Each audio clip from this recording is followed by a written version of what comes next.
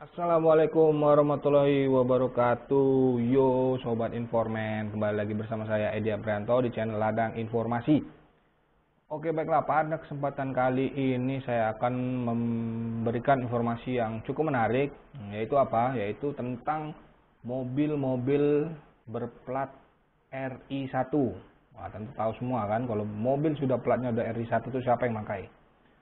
Dan hari ini saya akan memberikan info mobil-mobil apa saja yang dipakai oleh presiden-presiden Republik Indonesia dari zaman Bung Karno hingga saat ini, yaitu zaman Pak Joko Widodo. Nah baiklah, tanpa panjang lebar lagi, mari segera kita memberikan informasinya. Cai.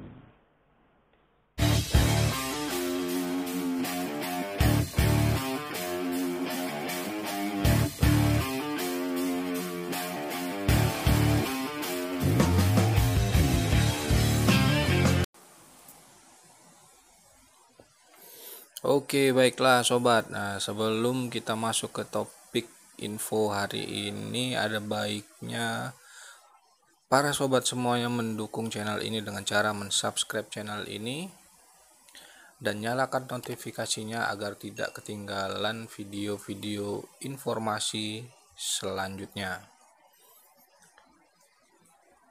Presiden Republik Indonesia adalah seseorang yang dipercaya oleh rakyat untuk memimpin jalannya negara kesatuan Republik Indonesia.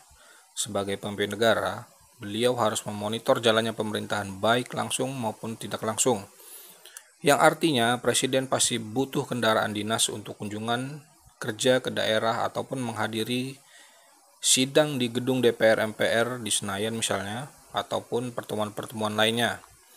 Oleh karena itu, seorang Presiden pastinya sangat membutuhkan sebuah kendaraan dinas. Karena Presiden seorang VVIP, yaitu very important person, pastinya mobil tersebut harus mewah, berwibawa di mata tamu kenegaraan, sangat aman dan cukup bertenaga untuk menghindari insiden yang luar biasa. Nah, sejarah mobil kepresidenan sudah dimulai dari zaman Presiden pertama Indonesia, yaitu Insinyur Soekarno. Pasca proklamasi, Bung Karno disediakan mobil Buick Roadmaster hardtop. Yaitu mobil ini adalah mobil buatan Amerika sebagai mobil dinas. Mobil ini konon dirampas dari orang Jepang yang menjabat sebagai petinggi jawatan kereta api oleh aktivis pemuda Menteng 31 pimpinan Sudiro dengan cara membujuk supirnya untuk membawa mobil tersebut ke kampungnya. Nah, ini saya tidak tahu tepatnya kemana, karena salah satu sumber menyebutkan Kebumen ataupun satu lagi menyebutkan dari Tegal.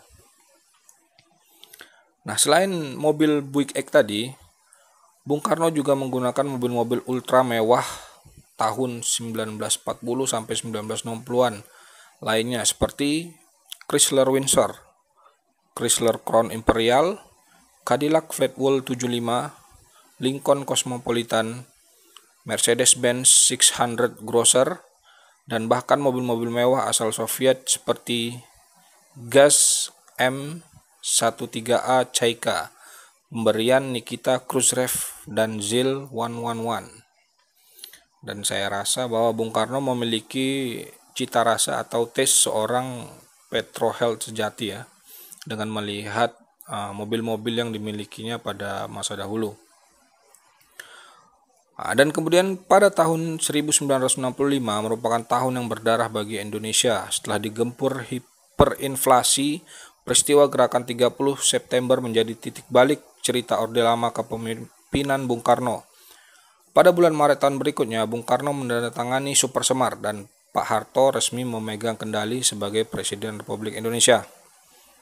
Sebelum topik artikel ini melenceng ke politik, ada baiknya saya langsung bahas mobil-mobil kepresidenan Soeharto saja ya.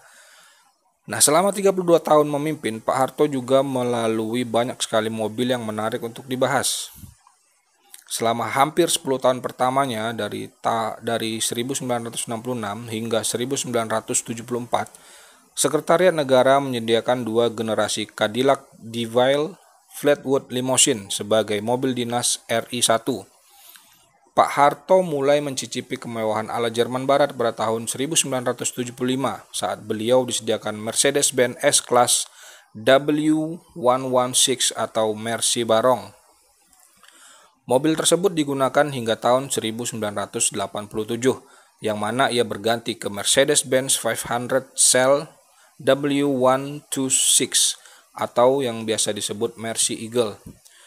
Mercy Eagle Pak Harto ini versi stretched limousine yang sudah memiliki standar safety yang tertinggi. Selain W126, Pak Harto juga menggunakan Mercy G-Class. Dan menuju akhir-akhir Orde Baru, Pak Harto mulai menggunakan Mercedes-Benz S600 W140 pada sekitar tahun 1994. Mercy ini seperti yang saya sebutkan di artikel koleksi Schengel bahwa mobil ini sudah seperti keluarga, bertahan hingga 4 presiden setelah beliau, yaitu Pak Habibie, Gus Dur, Ibu Megawati, dan Bapak Susilo Bambang Yudhoyono merasakan kenyamanan dan performa brilian dari Mercy W140 ini. S600 Guard dan Pullman Guard yang masih digunakan oleh Pak Jokowi hingga saat ini merupakan mobil kepresidenan yang sangat bagus. Sedan dan limousine kepresidenan ini sudah dilengkapi lapisan baja level B6 dan sampai B7 yang tahan akan serangan senjata standar militer, kaca yang anti peluru, tangki BBM 90 liter, dan run flat tire, yaitu bannya meledak tapi tetap bisa berjalan.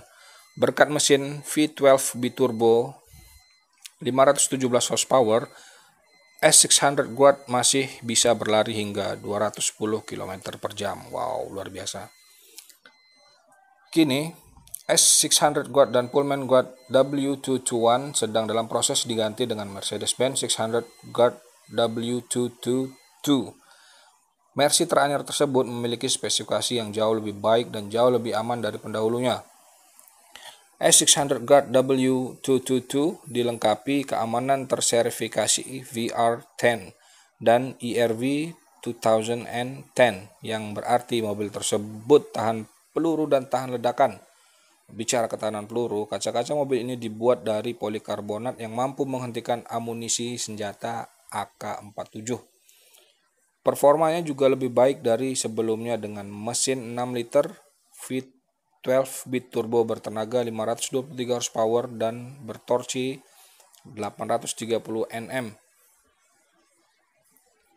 Dan tentu saja saya sangat berharap sekali saya dapat melihat secara langsung mobil yang sangat keren ini ya, sobat ya. Dan itulah sedikit informasi tentang mobil-mobil yang digunakan oleh Presiden-Presiden Republik Indonesia dari zaman Pak Soekarno dan zaman Pak Jokowi. Semoga bermanfaat dan menambah ilmu sahabat semuanya. Saya Edi Aprianto, saya akhiri dengan wabillahi taufiq wa hidayah.